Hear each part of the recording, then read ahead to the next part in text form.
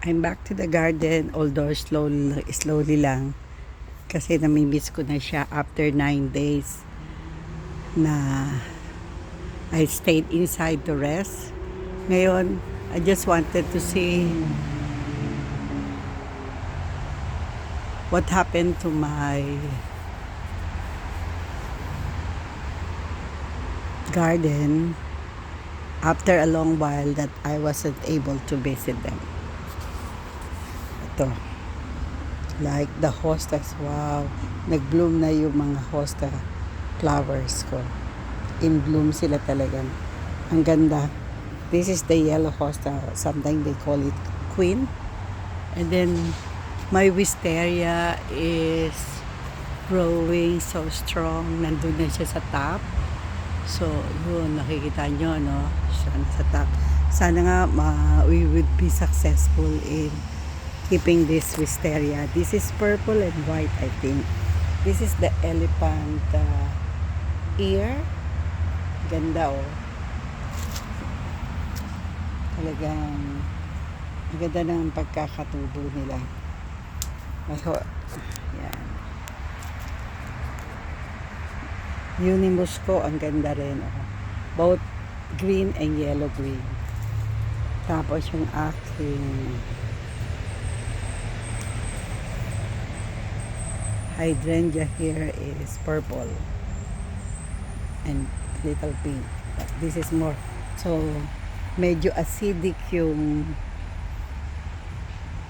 medyo more alkaline yung aking soil in this spot. To corabels. Okay.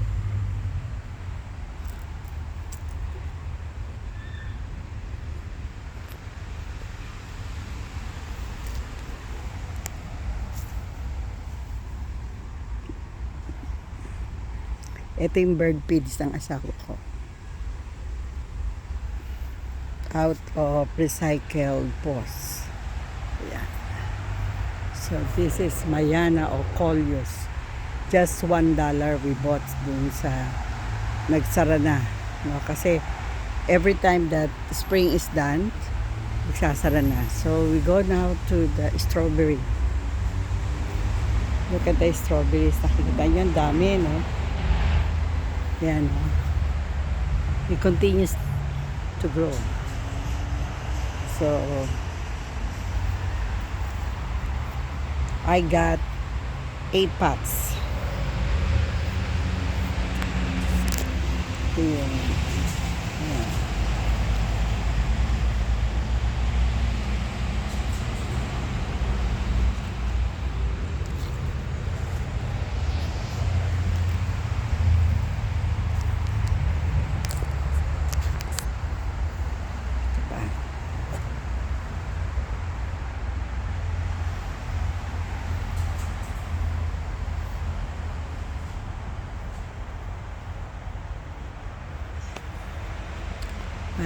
Me and my husband removed the climbing rose, yung pink, kasi na infest sila ng black spot.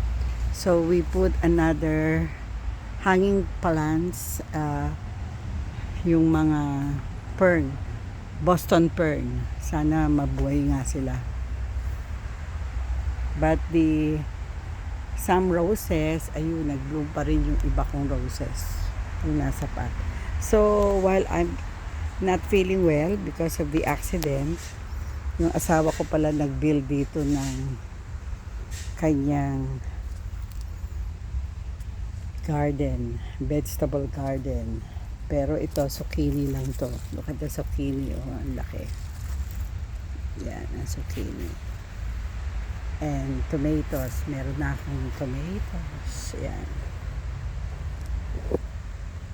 And then,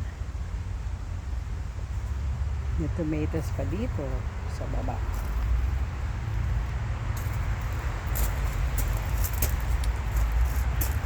Siguro papalit doon sa climbing rose would be the climbing hydrangea.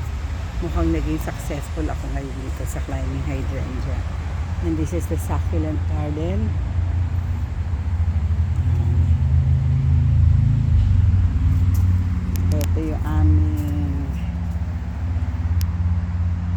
little, this is pepino or cucumber. Ginawa ng asawa ko ng balat. So, this is our tiny vegetable garden. So, back doon tayo sa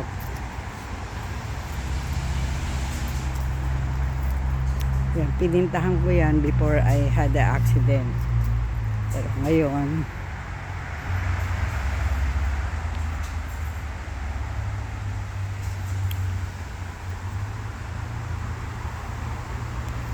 yung mga fern, ano, paborito ng husband ko yan.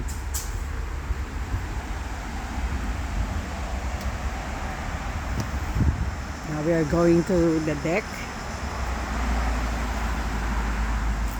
Ito na yung deck namin. And then, ito yung surprise daw ng husband ko.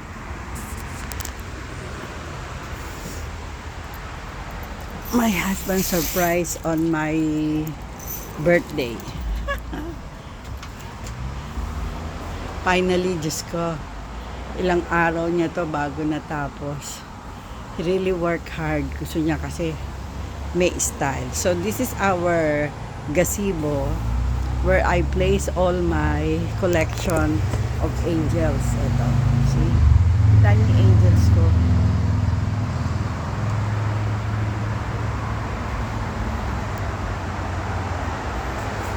Ang ganda. Ang ganda na ito. Ang galing na talaga ng asawa ko. Oh.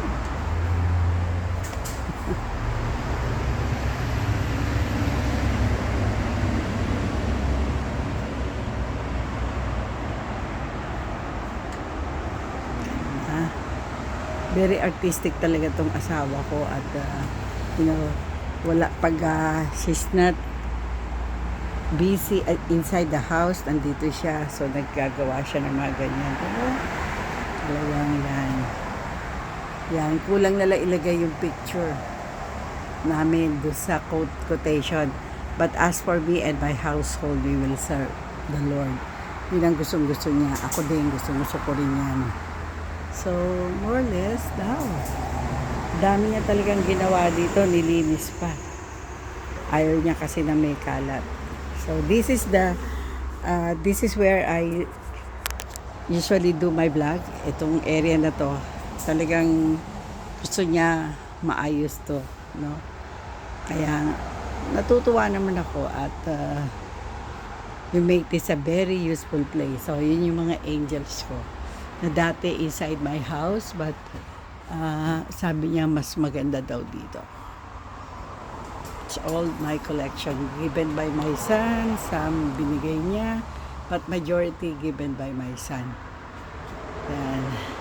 Ito yung all the flowers, iba galing urban barn, majority urban barn.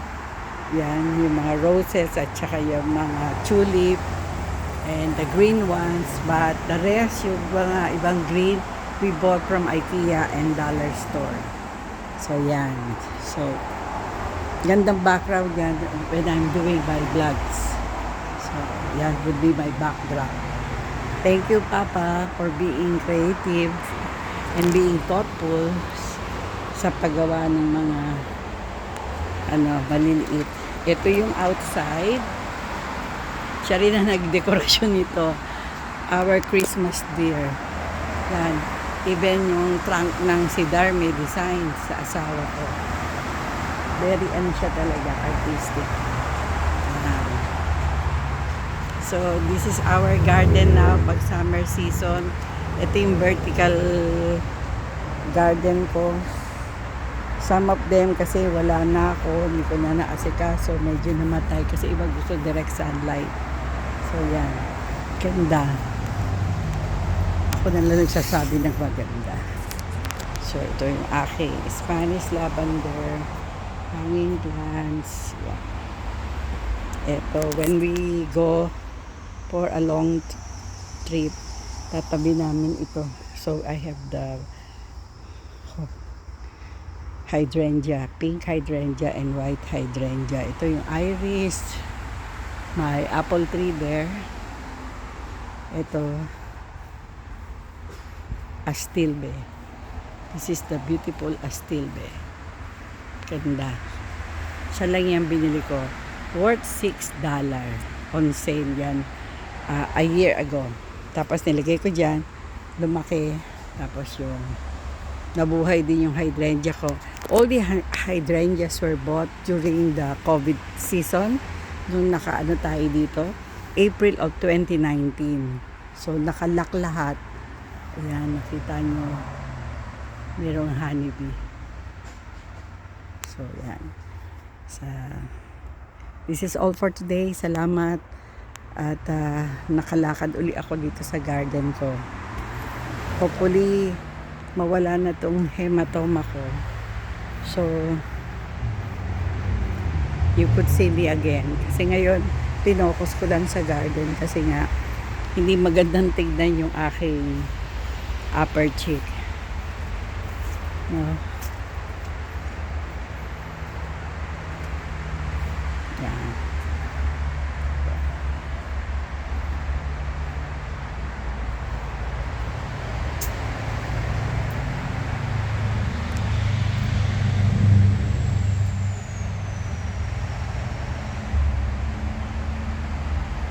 This is my closing, my message sa inyo for today. So,